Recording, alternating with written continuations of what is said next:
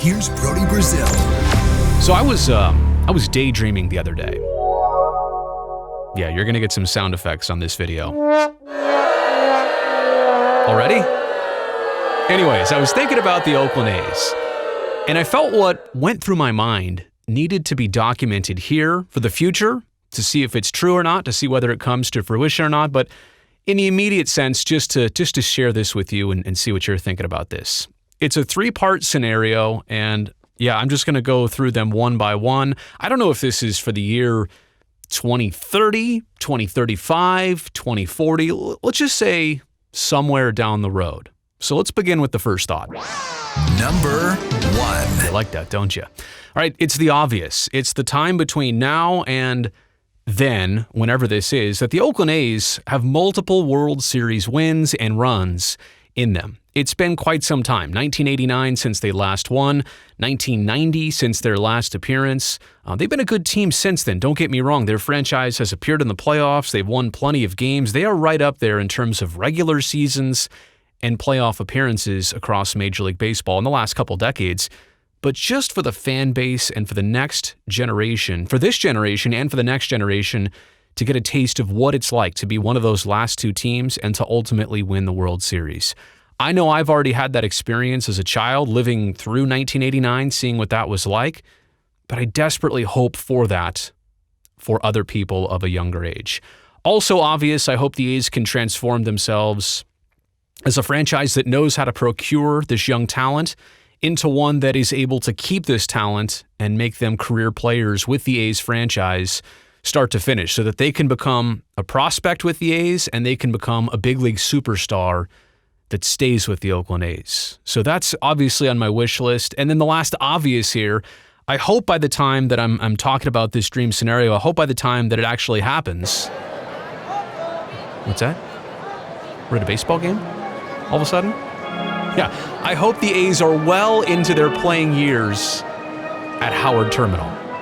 Now that one I really hope happens more in the 2020s, but again, if we're talking 2030, 2035, yes, I hope the A's have already had plenty of years in their brand new ballpark, and I desperately hope that the Coliseum site can not only be developed, but can be done the right way, and also can be done as a tribute to the stadium which stood there for more than 50 years at that point. All right, so I'm going to move on now to thought number 2. Number 2. But you really need it to be official with that. All right, I hope that Stephen Vogt and Chad Pender are somehow the A's managers / bench coach combination someday down the road. Now, I don't know which one's going to be which. I don't know if that's even possible. I think they're both capable of being big league managers. And the other thing I know you're thinking right now, what about the beloved Bob Melvin? What happens to him? Look, I don't know. And you know how highly I think of him. You know I hope he gets to stay A's manager until he's done, until he wants to retire. I don't want him to move on. I'm going to be selfish about that. I hope that the last game he ever manages is with the Oakland A's and it's on his terms. I'm not rushing Bo Mel out by any means, right? But what I am saying here is that in Stephen Vogt and Chad Pender, these are 2 players that played for Melvin and would be disciples of Bob Melvin. In reality here, yeah, I'm not looking to push Bo Mel out. I'm looking to get the next generation of manager for the A's to be, a disciple of Bob Melvin. I really hope that happens. Bob has actually said about both these players, he thinks they will be skippers in the big league someday. So selfishly, why not with the Oakland A's?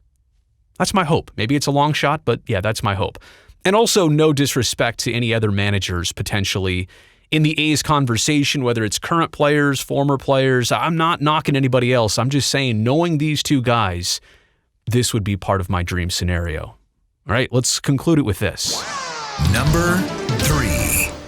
Liam Hendriks would be a TV analyst in studio for us pre- and post-game live on NBC Sports California. Wait, do I have that one? Yeah. Of course I have that one locked and loaded. Now wait a second. What about Biff Roberts? What about Shooty Babbitt, Dave Stewart, Dontrell Willis? What about all those guys? No, I am not trying to rush anybody out here. Of course, Selfishly, I hope I'm in the conversation still in 2030, 35, or 40, but I would love to add Liam Hendriks into the mix of our television product. Players don't like to think about what comes next after their career, their playing career. And I know Liam is definitely in that mix. Nobody likes to think about, well, what am I going to do when it's all over? But in the back of their mind, there is that thought. And let's just say I'm pretty sure that thought of someday doing television is on Liam's mind. I think the Australian accent would play. I think his experience in the big leagues would play, from being a guy that was DFA'd multiple times to somebody now who's been an all-star and reliever of the year. He understands all aspects. And I know it's a pitching perspective that he takes instead of a position player, an everyday player, but I just think he would do so well on television, and I would love to have him as a teammate. So there you go, my threefold A's thoughts for someday down the road. This would be an ideal scenario. Let me know what you think in the comments section below. Do you agree? Do you like what I said, or do I have it all wrong? I'm just going to end right there on the applause.